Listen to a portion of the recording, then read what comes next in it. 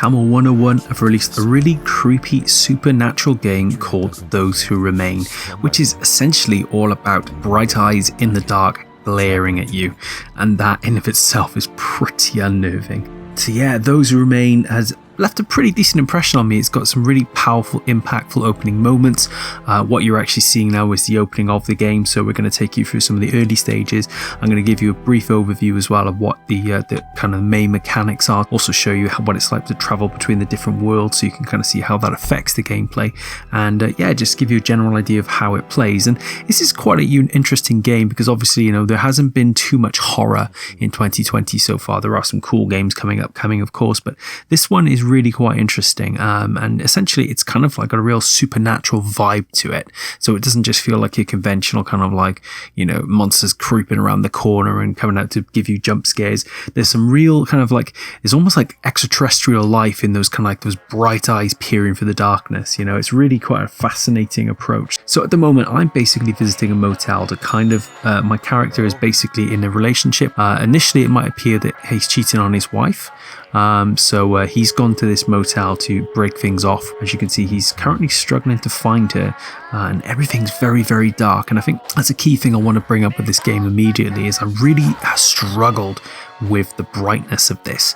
It felt like at some points it was just too dark, and then at other times if you put the brightness up it was just too light. There didn't seem to be a really good happy balance, which is obviously quite integral to a game that relies on you to have light, and light is so important in Those Who Remain, because essentially you can, if like for instance at the moment it's not too bad, there's enough light in the room, but you're going to find out very, very soon that if you're walking into a dark room, you are immediately going to be killed and you're going to have to start from the beginning again. I mean, the checkpoint system feels really, really dated and archaic now. It just doesn't work, to be honest. The game also is quite jittery, as you've probably seen. There were some loading screens. There's a lot, right? I cut a lot of them out in this video, but there's a lot of loading screens. The game actually completely stops when you're trying to move between worlds, which kind of draws you out of the immersion a little bit. The frame rate kind of tanks a little bit at times as well. So like when you get, especially in some of the chase sequences. And because of that, the control scheme with, you know, walking through treacle is just, there's something about it that just doesn't quite resonate. And obviously when you're being hounded and chased by creatures, it's not a good look. And, you know, it doesn't really work as effectively as it should. So I've found the key to get into her motel room. So let's have a little look around, and it doesn't look like she's here. Or maybe there's some water running there. Maybe she's in the bathroom. We'll have a little peek around. But yeah, currently he's not finding Diane being his partner. But as you can see there, it also talks a bit about strange disappearances, so you can kind of see that the supernatural element of this is really starting to come through a little bit now. There's a lot of unexplained events, and yeah, so you're right kind of at the centre of that. But look, I mean, this game did quite creep me out. I mean, it's I'd say it's all about light. So you can see here there's a light switch. You're going to have to get used to doing that a lot in terms of turning all the lights on to kind of look around. As you can see, Diane doesn't appear to be here, and the phone appears to be ringing. So let's go and find out what's going on with that. But yeah, as I say, you're going to have to get used to turning all the lights on, because if you don't, you're going to find yourself in trouble pretty quick. Yeah, there you go. Caesar's telling you stay in the light, and that is the game proper is kicking off now. Yeah, it's things are about to change for the worse. And you know, I think it was quite funny. I played this quite late at night one night, and then I found once I stopped it, when I turned the game off, I actually felt like I actually had to kind of put all the lights on and we're flat. So yeah, my car has just been stolen. I've got absolutely no idea who that's going to be, so I'm on the chase now to hopefully get in touch or get back to them. Yeah, so you get to finally see the outside world, and it looks a little bit different from the one you were driving through just now. So basically you've got to head to Dormant in this part of the game now, and yeah, you're going to get to see a first glimpse of what this new world is like, and see some of the creatures and inhabitants within it.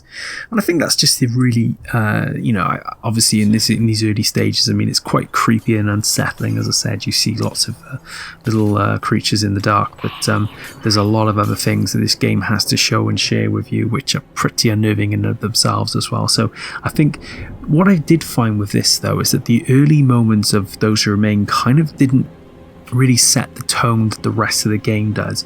It's basically, as I said, the core mechanic is, you know, being able to travel between worlds, affecting one thing you do in one world affects what you do in another.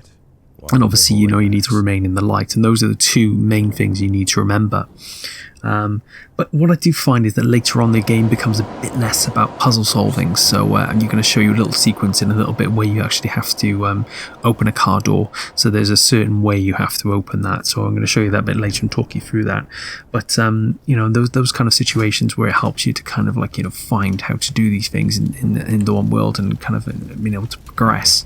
But I found the game became a bit less about that and actually became more of kind of like a hide and seek type of adventure where essentially you're trying to find certain clues and certain things in that world, and then you're trying to escape with your life, which is it's different, I think it kind of shows you how far this game progresses from just basically having no contact with anything at all. You stick into the light and those creatures can't get you.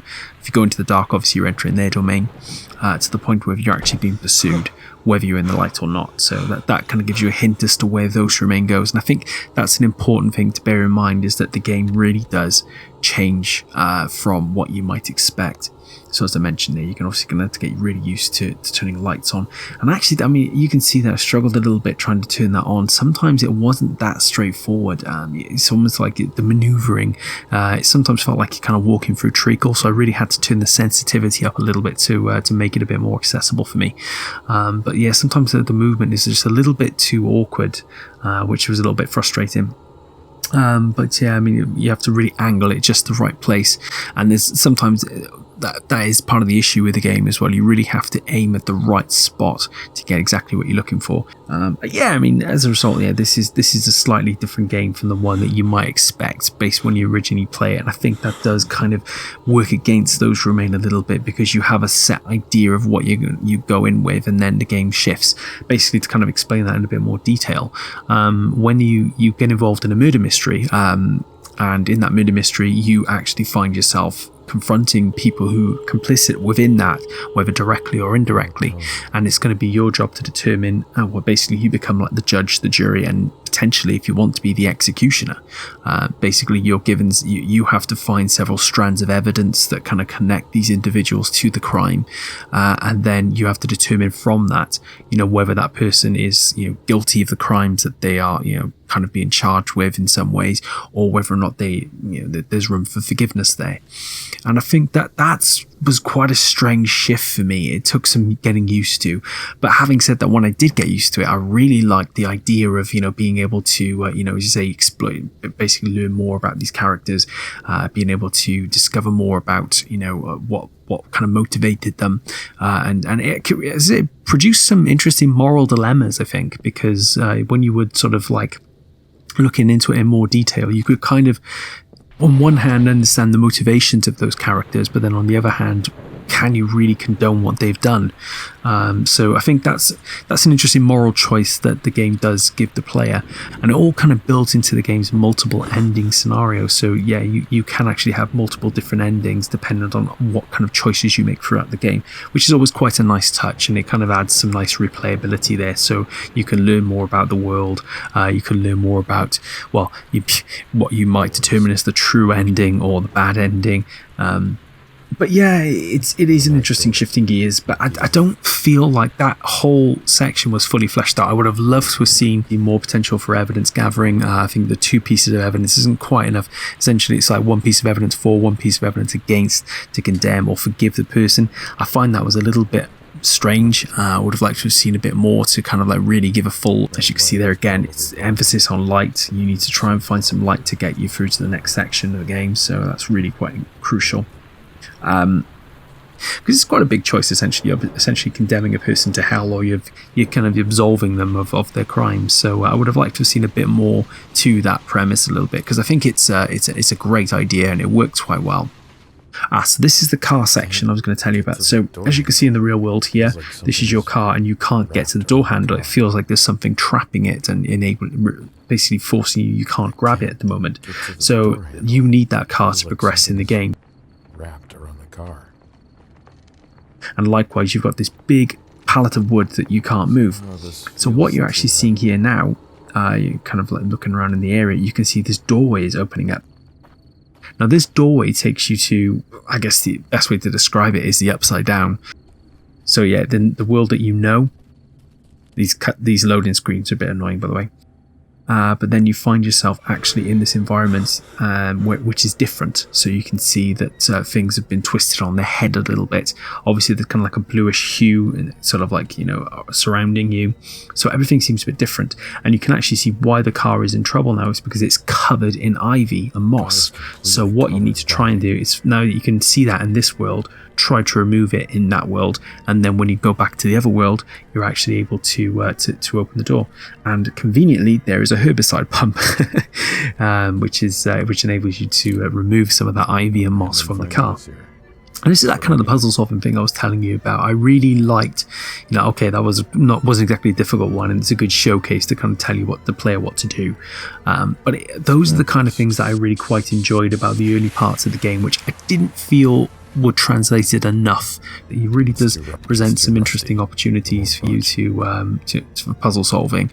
It also appears as well you have super strength in this world because you just moved that pallet with relative ease, so that when you do go back through that door in a moment, you're actually going to be able to open the car door, as you're going to see shortly. But it's a lovely car, by the way. I really like the style of it. Actually, you don't get to open the car from that side. You have to go the way around the other side. But yeah, as you can see here, you open up and there you are. You can get into the car, and when you press the see, that's the maneuvering thing I told you about. When you get to press the button in the car, lo and behold, there's some more light, so you can actually see where you're going. And there's a creepy rocking chair as well. But also, because I moved that pallet out of the way, my progress is no longer impeded, so I can continue with the story. So yeah, this is the really interesting nature of this game. But that is Those Who Remain, and it's pretty much available in every format going. So if this looks like your kind of thing, then you can pick it up today. That's going to do it for this video, though. Thanks so much for joining us. Check some of us out on the channel. There's plenty of content to sink your teeth into, and we'll see you for the next one.